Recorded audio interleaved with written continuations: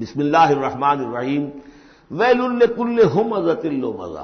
انسان کے سامنے کوئی ہائی آئیڈیل نہیں اگر ہوتا، کوئی اعلیٰ نصب العین اور آدرش نہیں ہے، تو وہ پستی کی طرف پھر اس کی دلچسپی کیا ہوگی؟ کچھ چغلیاں کھاتا پھر رہا ہے، کسی کو تانے دے رہا ہے، کسی کی غیبت کر رہا ہے، کسی کی عزت پر حملہ کر رہا ہے، کسی کا مال ہڑپ کر رہا ہے، پھر اس کی شخصیت کے اندر یہ پستی آ جائے گی.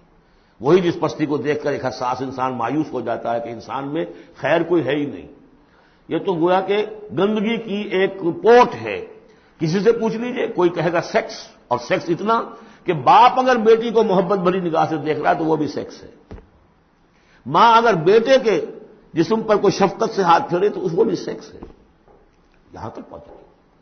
تو یہ کہ انسان کے اندر کوئی اعلیٰ جذبہ، کوئی اعلیٰ فکر ہے ہی نہیں. کسی کوئی بتایا ہمیں. انسان تو میرا حیوان ہے، گندگی کی پوٹ ہے. کوئی شخص جو ہے بڑا اونچا واز کہہ رہا ہے اور کوئی زیر لب مسکرا رہا ہوگا کہ یہ واز جو فرما رہے ہیں اپنا روب گاٹھنا چاہ رہے ہیں. کوئی ان کی اور کوئی غرض ہوگی، وہ شاید کوئی نذرانہ ملنا ہو انہیں جس کے لیے واز فرما رہے ہیں. واز تو بڑا عمدہ ہے، لیکن انسان جانتا ہے کہ بڑے گھٹیا انسان کے بالعموم جو موٹیوز ہیں انتہائی گھٹیا ہوتے ہیں، جس سے کہ فطرت سے انسان جو ہے مایوس ہو جاتا ہے کہ شاید انسان میں کوئی خیر ہے ہی نہیں. اسی لیے وہ 4 قسمیں کھائی تھیں، والتین والزیتون وطور سینین وہذا البلد الامین لقد خلقنا الانسان فی احسن تقویم. کیا محمد انسان نہیں تھے؟ کیا موسیٰ انسان نہیں تھے؟ کیا عیسیٰ انسان نہیں تھے؟ کیا نوح انسان نہیں تھے؟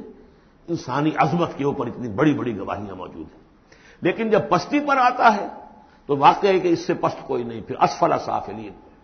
جتنا کینہ انسان میں پیدا ہو جاتا ہے اونٹ کے اندر نہیں ہے، جتنی شہوت انسان میں پیدا ہو جاتی ہے سور میں نہیں ہے اتنی. یہ ساری چیزیں جو ہیں، نقالی جتنی انسان کرتا ہے اتنا آپ کسی بندر میں نہیں دیکھیں گے نقالی کرتے ہوئے. اور جتنا یوں سمجھیے کہ انسان کے اندر خونخواری پیدا ہو جاتی ہے، بھیڑیوں کو مار دے جاتا ہے انسان. جو کچھ ہوتا ہے جب نیشنلزم کا بھوت سوار ہوتا ہے سر پر، بچوں کو، چھوٹے چھوٹے بچوں کو اچھال کر بلموں میں اور نیزوں کے اندر کون پروتے رہے؟ انسان پروتے رہے. سن 47 میں پروئے گئے کہ نہیں؟ وہ انسان تھے، بھیڑیے سے زیادہ. کوئی بھیڑیا ایسا کام نہیں کرے. ویل لکل ہمزۃ لمزہ. بڑی خرابی ہے اس شخص کے لیے کہ جو عیب چنتا رہتا ہے لوگوں کے اور تانے دیتا رہتا ہے. الذی جمع مالا وعددہ. جس کی ساری سعی و جہد اسی میں رہی، مال کمایا اور اسے گنتا رہا. اب میرے ایسٹس اتنے ہو گئے، آج کی بیلنس شیٹ اس سال کی جو ہے اس میں یہ اضافے ہو گئے. یحسب ان مالہ اخلدہ. کچھ گمان یہ کرتا ہے شاید کہ اس کا مال اسے ہمیشہ باقی رکھے گا. ظاہر بات ہے آدمی جانتا ہے مجھے مرنا ہے، لیکن اسی مال کو صرف کر کے وہ کوئی ایسے نشانات دنیا میں چھوڑ کے جانا چاہتا ہے کہ جس سے اس کا نام زندہ رہے. پیرامڈز کیوں بنائے گئے؟ Calm and self possessed still and resolute.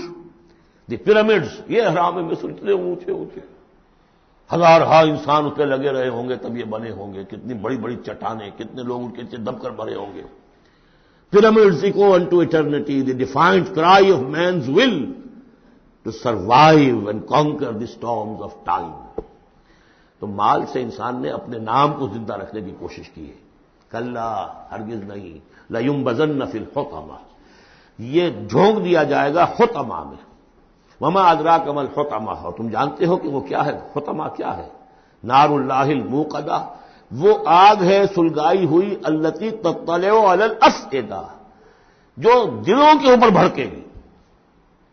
اب یہ آگ کون سی ہوگی؟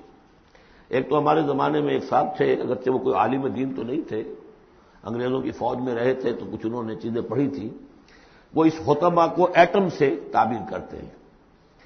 اور ایٹم کا جو ہوتی ہے، جو آپ کو معلوم ہے کہ پھر اس سے جو پھیلتی ہے اس کی، چاہے وہ براہ راست آگ نہیں ہوتی، وہ اس کا فال آؤٹ جو ہے وہ یقیناً جو ہے کہ جو چیر کے انسان کے وجود کو چلا جاتا ہے اندر. یہ چیزیں ہیں. کون کون سی آگیں ہیں آپ سمجھیے. ایک آگ تو وہ ہے لکڑی سے ہم نے جلائی ہے، وہ جلاتی ہے تو اس کو جلاتی ہے. ایک آگ وہ ہے جو انفرا ریڈ ریز ہے، الٹرا وائلٹ ریز ہے، یہ کوئی اور ریز ہے. یہ کھال کو کچھ نہیں کہتی، اندر جا کے آپ جسم کے جس حصے کو چاہتے ہیں اسے حرارت پہنچاتی ہے.